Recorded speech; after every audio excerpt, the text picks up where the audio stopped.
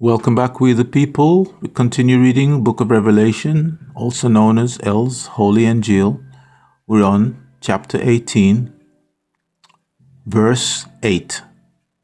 King James mistranslation. Therefore shall her plagues come in one day, death and mourning and famine, and she shall be utterly burned with fire. For strong is the Lord God who judgeth her. Close quotation. Dr. York's right translation and explanation. Just for that, her plagues will come in one day. The plagues will come all at once. The way the world is today, with it all, diseases, famines, pestilences, earthquakes, and wars. There will come death from many different circumstances.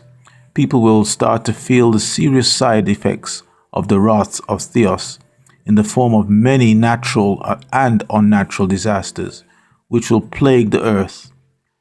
Death by war, death by disease, death by forces of nature, as never seen before, and weeping and starvation.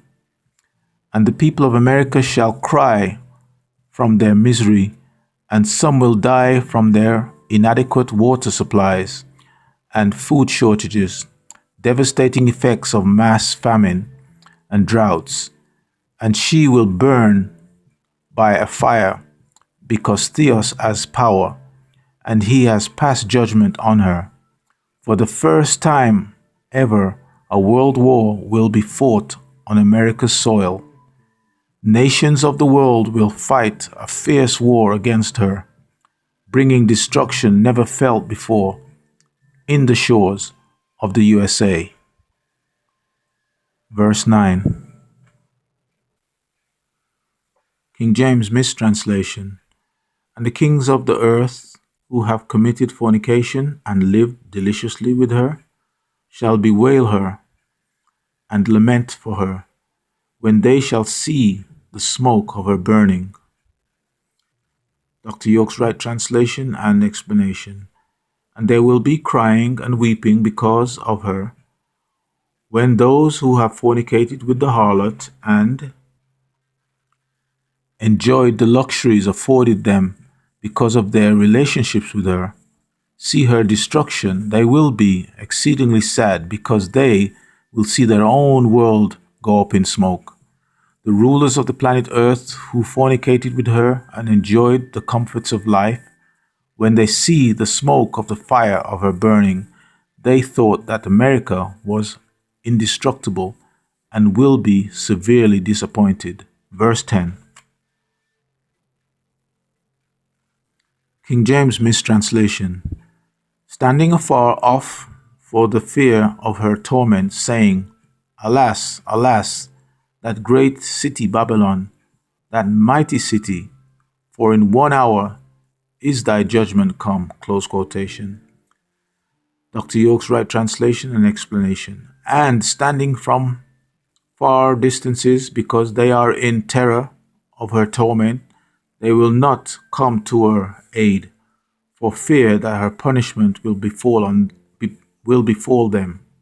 That's exactly what happens quite frequently with America internationally, saying, in quotation, plague, plague is the great city Babylon, the city which had so much power. Just because of 1 hour has come your judgment. The end of New Babylon has finally come in half an hour. From 1970 AD, it has been on a course to eternal damnation to occur in the year 2000 AD. Verse 11. King James mistranslation. And the merchants of the earth shall weep and mourn over her, for no man buyeth their merchandise any more. Dr. York's right translation and explanation. And the businessmen of the planet Earth will cry and weep because of her. They will see their individual empires of wealth crumble right along with America. They will react in the same manner the merchants of Tyre did when the great city fell. In brackets, Ezekiel chapter 27, verse 27 to 36, close brackets. Because of all their merchandise, no one will buy from them anymore. They will no longer have a great demand for their merchandise. When Babylon, America goes up in smoke, the businessmen, in brackets, merchants, close brackets, will lose their most lucrative customer. The United States is one of the biggest importers of the world. By virtue of this, the economic destruction and reaction of those who will witness it in horror, just as Tyre fell, so will Babylon. Verse 12.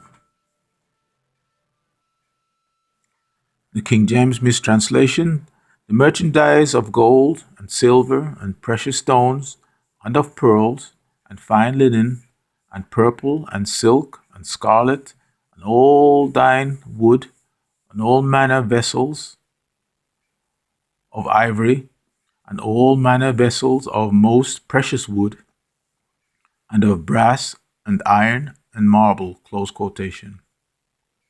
Dr. York's translation: the merchandise of gold and of silver and precious stones and pearls and silks, of purple and silks of red, and all kinds of expensive woods, and every pottery from ivory, and every pottery of precious stone, and brass, and iron, and marble. From this you can see that this great city Babylon is very wealthy.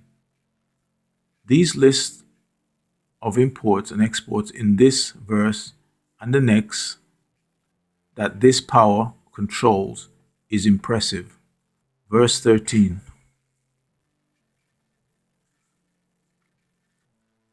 King James mistranslation: and cinnamon, and odors, and ointments, and frankincense, and wine, and oil, fine flour, and wheat, and beasts, and sheep, and horses, and chariots, and slaves, and souls of men. Close quotation.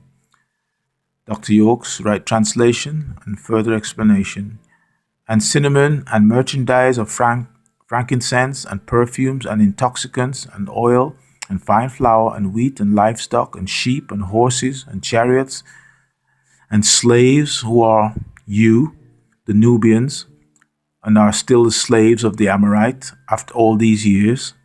They are the dead blacks.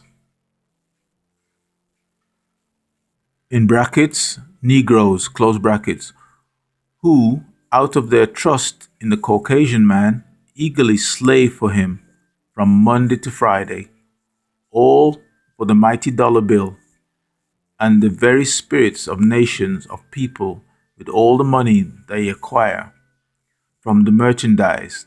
They want people to kill other people. The Amorite has no regard for life if it is in the way of his physical fulfillment of wealth. It's all part of the crumbling of this decadent society. Its very fiber is shredding apart. Verse 14. Let's continue reading on the other side with the people, so see you on the other side.